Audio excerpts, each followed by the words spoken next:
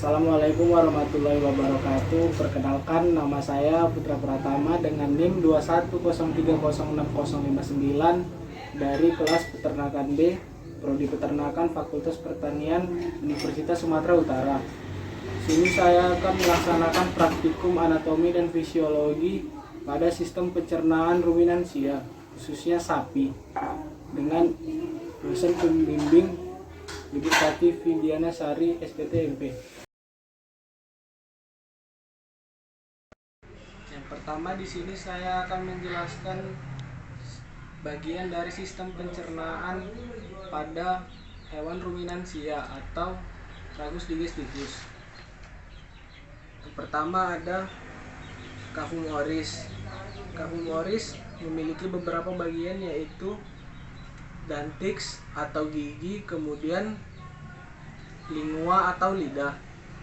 Kemudian selanjutnya ada pharynx. Pharynx merupakan pangkal dari esophagus atau tenggorokan.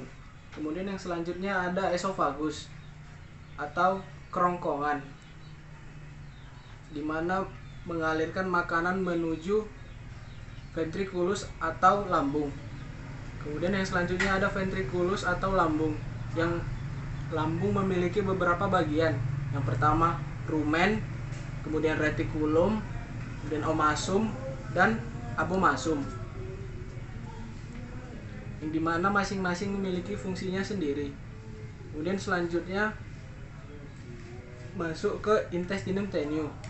Intestinum tenue terbagi menjadi 3, yaitu duodenum, jejunum, dan ileum, yang dimana fungsinya untuk menyerap sari-sari makanan yang setelah diolah oleh lambung. Kemudian selanjutnya ada intestinum crassum atau usus besar. Kemudian selanjutnya ada kolon. Kemudian rectum atau tempat penyimpanan kotoran sementara. Kemudian terakhir ada anus, tempat bermuaranya kotoran. Sekian. Selanjutnya kita masuk ke glandula digestoria. Yang pertama yaitu glandula salivari. Glandula salivari merupakan kelenjar-kelenjar ludah yang berfungsi untuk membantu sistem pencernaan. Glandula salivari terbagi menjadi 3, yaitu glandula parotis, sublinguaris, dan glandula orbitas. Kemudian yang selanjutnya ada liver atau hati, yang fungsinya untuk menetralkan racun pada tubuh. Kemudian ada vesica velea atau kantong empedu. Kemudian yang selanjutnya ada pankreas, yang menghasilkan enzim untuk membantu sistem pencernaan.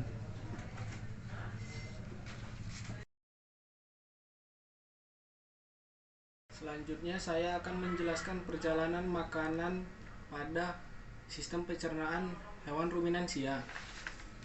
Yang pertama, makanan masuk melalui cavum oris, kemudian dikunyah secukupnya, kemudian dicampurkan dengan air liur. Setelah itu makanan ditelan melalui esophagus dan disimpan sementara di rumen.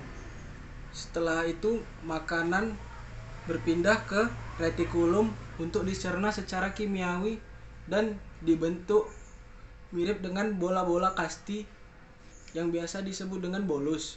Kemudian bolus kembali lagi ke cavum oris untuk dikunyah kembali. Peristiwa ini biasa disebut dengan remastikasi.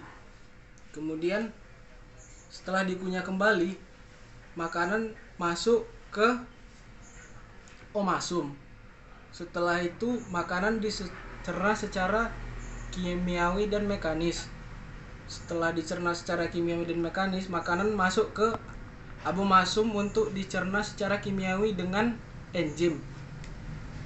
Setelah makanan dicerna dengan enzim, makanan masuk ke intestinum tenue untuk diserap sari-sari makanannya, kemudian dialirkan ke seluruh tubuh. Setelah makanan diserap, makanan masuk ke intestinum crassum. Setelah masuk ke intestinum crassum, makanan Sisa-sisa makanan bermuara ke rektrum. Rektrum merupakan tempat sisa-sisa makanan sebelum keluar melalui anus. Setelah itu makanan keluar melalui anus.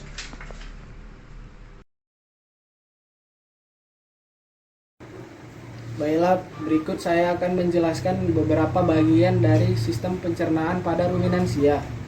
Yang pertama ada rumen. Rumen berfungsi sebagai tempat fermentasi bahan makanan dan sebagai tempat penyimpanan sementara makanan dan juga sebagai tempat pencampuran makanan. Dan kemudian yang kedua ada retikulum. Retikulum berfungsi sebagai tempat fermentasi oleh mikroorganisme dan juga sebagai tempat menghasilkan volatile fatty acid atau VSI dan juga amonia dan air dan mineral. Dan selanjutnya yaitu ada omasum. Omasum berfungsi sebagai tempat penyerapan asam lemak, natrium dan air. Dan yang terakhir ada abomasum atau lambung sejati.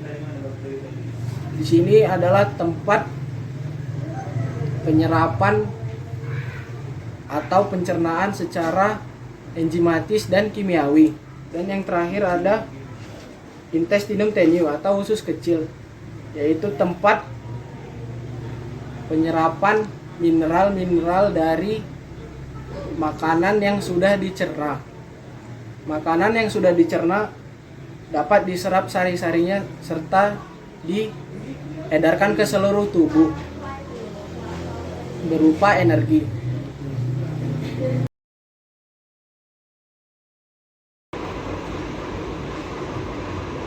Selanjutnya yaitu ada mikroba yang ada pada sistem saluran pencernaan pada ruminansia beserta fungsinya. Yang pertama yaitu ada bakteri pemecah selulosa. Yang pertama yaitu ada Ruminococcus albus, kemudian yaitu ada Bacteroides succinuges. Dan yang kedua yaitu ada bakteri pencerna hemiselulosa. Yang pertama yaitu ada Ruminococcus sp.